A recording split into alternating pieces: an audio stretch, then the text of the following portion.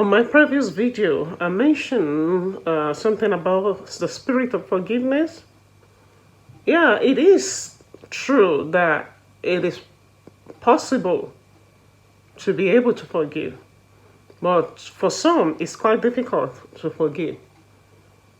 But it is possible.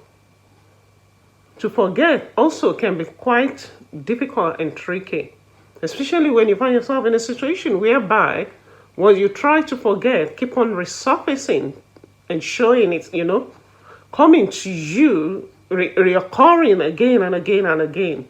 That will make it difficult to forget. And that can also make it difficult to forgive.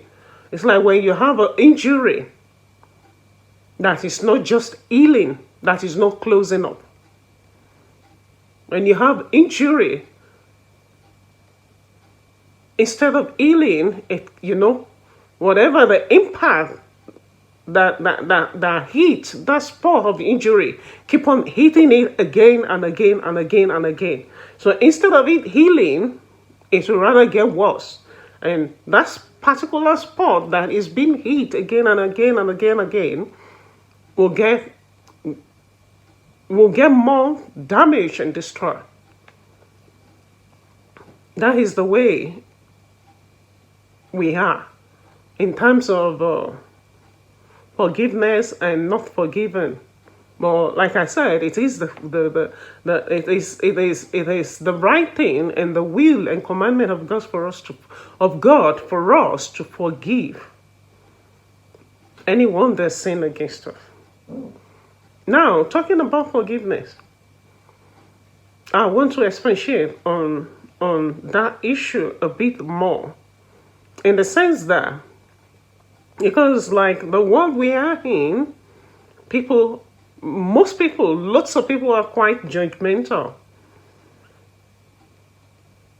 They are not in your shoe, but they will judge you unfairly, and they will judge you without caring what it feels like for you to be in that shoe. So in terms of that, many people might think that, but this person, you said you've forgiven so person, you've forgiven so person, but yet you are not back normal.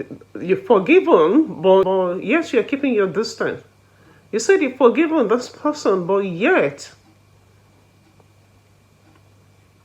you choose to keep to your space. Let me put it that way, to keep to your space, and you rather have the person to respect your space. On normal circumstances where you forgive someone, things are supposed to go back to normal. And, my friend, I forgive you, friend forever, and things will be back to normal because everything has been dusted off, You shoulder it, dust it off, and life continues.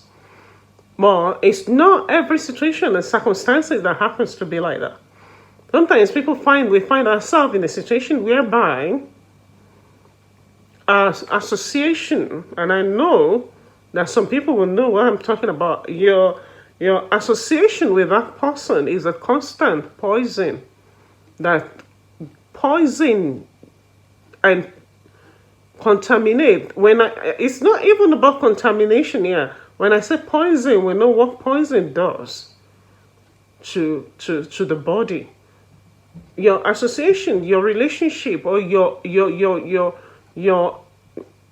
association, I'll put it that way, with the person or with whosoever it is that offend you that you forgave, is unhealthy. It's poisonous to your body, to your spirit, to your soul. It's poisonous to you psychologically, mentally, and emotionally. And in such a case, when you forgiving someone does not mean that you should subject or put yourself at the detriment situation or circumstances for the sake of that person because what it thinks or what the whole world thinks. You cannot do that. You have to, as a person, we need to think about ourselves first, our well-being first. And in the case whereby, I have tried, but unlike you that he forgave the person, that person is still, the way he or she was, and is unrepentant, and is taking advantage of the fact that you have a forgiving spirit, you are forgiven, and even doing more damage. Some people will take advantage of it to do more damage than to reconcile and be at peace, and you live at peace together. So when we find ourselves in such a situation, for our own well-being, for our own health, the best bet is to keep our distance. Forgiveness is from the heart, like I said earlier.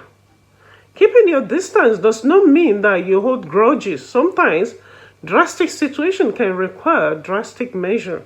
Save yourself first. If that is what we call unhealthy relationship. If you find yourself in an unhealthy relationship and you are forgiven several times, but yet the relationship that your relationship with the person you out of so much love that you are forgiven, keep on having unhealthy impact in your life, be it physically, mentally, psychologically, emotionally, or spiritually, any aspect of your life, your association, your relationship with that person, end result of it keep on causing you severe damages in any way.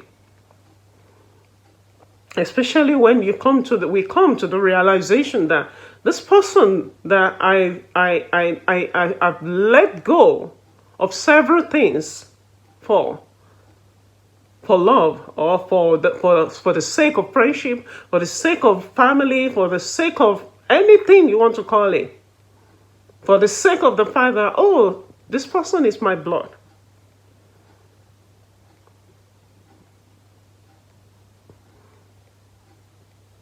We realize that the person is not on the same pace as we are.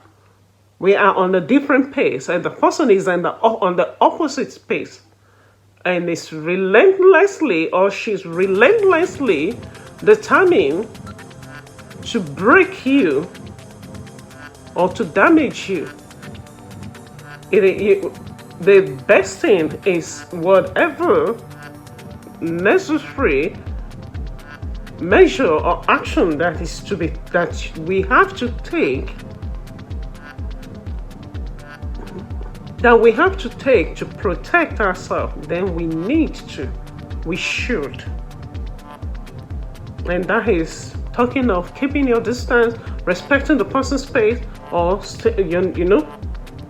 in order for you to stay healthy, in order for you to to save yourself from contamination of the poison that you keep on,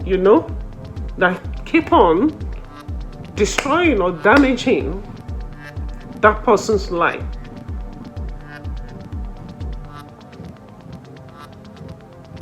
God deals with our heart. In every area, every aspect of life, He deals with our heart. Many people will say things with their mouth, but it's not from the heart. That is why God does not deal with the face value alone. He deals with our heart. When you say you forgive, forgiveness comes from the heart.